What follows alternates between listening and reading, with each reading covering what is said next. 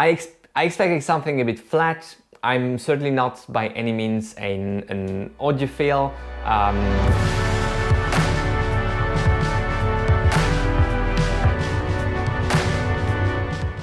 Hey everyone, welcome back on the channel. My name is Alex. In today's video we have the first ever headphones review on the channel, and we have the Shokz Openrun headphone for review. Thanks a lot to Shokz for sending them to me. I'm not being paid for doing this review, so this is, as always, an honest and transparent review. Let's start with the unboxing, and the box is very nice, very good looking, very sturdy, but it's maybe a bit too big for the size of the headphones. I think Shokz could just go for something a bit more minimalistic and avoid, wasting too much material in that very huge box. However, the headphones, feel protected, and they arrived safe and without any damage here at my place. Taking the headphones out of the box, you find the little pouch the sort of travel pouch to put the headphones in and travel with. It's a nice looking pouch, and I may be using it myself for traveling with these headphones. You also find the charging cable, USB-A to a dedicated Shokz type of system, magnetic system.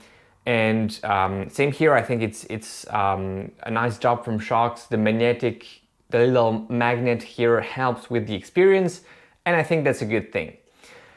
Putting the headphones on for the first time, the pairing experience is very good, very straightforward. Only 3 buttons, one to turn the headphones on and off, and it also serves as the volume up button, 1 button for the volume down, and 1 multitask button that you will find on the left.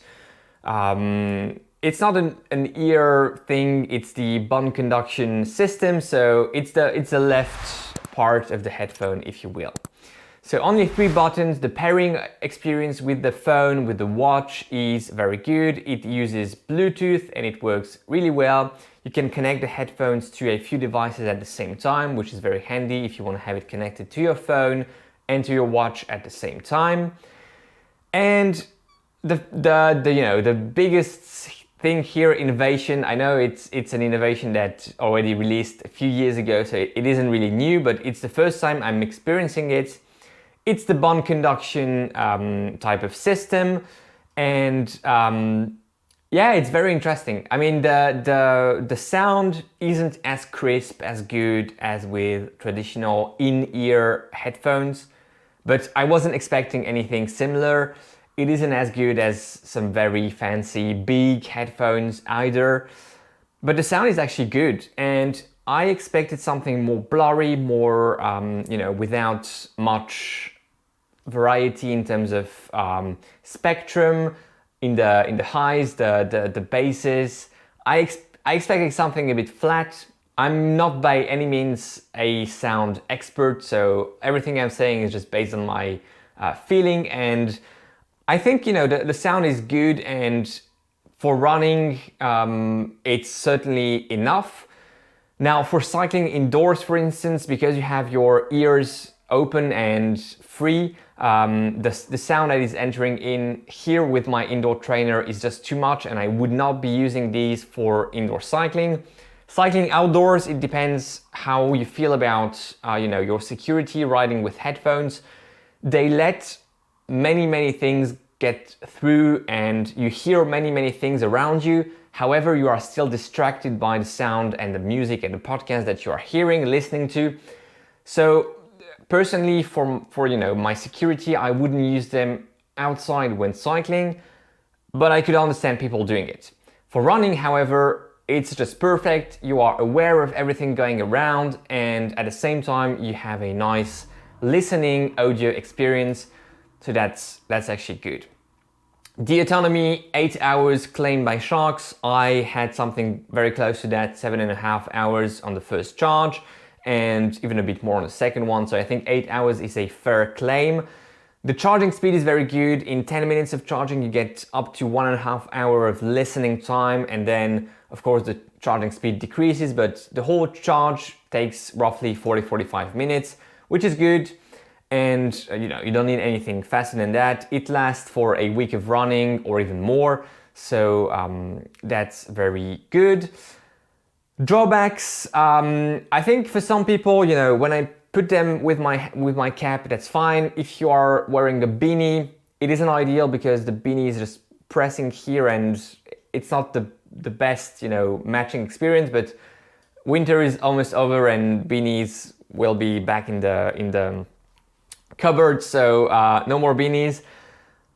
Other than that, frankly, I don't see many drawbacks. I was curious about the price point, but $130, €140 is, I think, quite fair for these.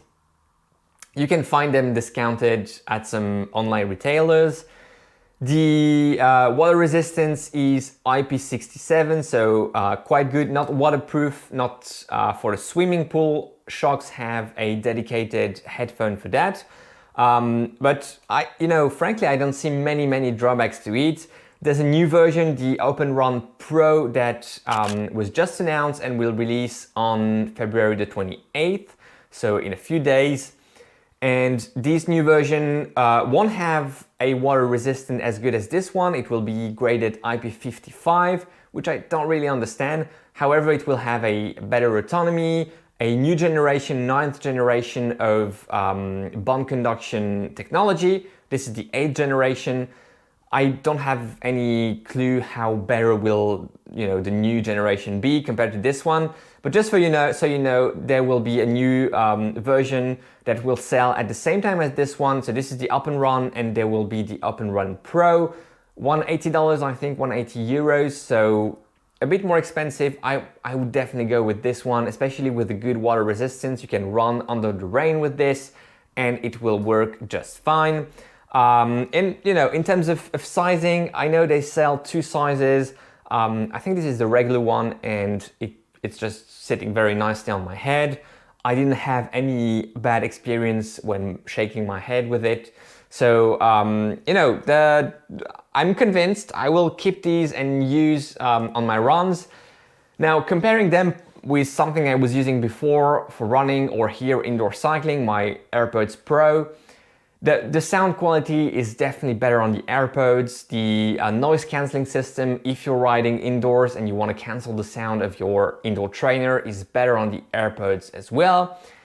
But it's quite unfair to compare the two of these. The price point of the Airpods is just twice, if not more, than the price of the Openrun from Shokz. And they're just two different animals. These are, let's say, the crème de la crème of the connected earbuds. And these are very solid running dedicated headphones. So comparing them isn't really fair. I wasn't running much with my Airpods because the noise cancelling is just too much. If you go in the transparency modes, it's fine, but it's not as good as this. And most importantly, the Airpods, unless you attach to them some dedicated running, little plastic things to stick in your ears and avoid losing them, they're not dedicated for running and you can just lose them very easily. So again, dedicated to running, very good price points, and I would recommend these. I would also recommend the Airpods, and this is not sponsored, Apple didn't send me these, but for other purposes. Indoor training, I will keep on using my Airpods Pro because of the noise cancelling and the very good sound quality. Outdoor running, I will stick with the Shokz Openrun from Shokz. I hope you enjoyed this video. I hope you enjoyed this first headphones review on the channel. Enjoy your run today, enjoy your ride, go beyond your limits with or without music in your training and racing. And take care, guys. I'll see you in the next one. Bye-bye.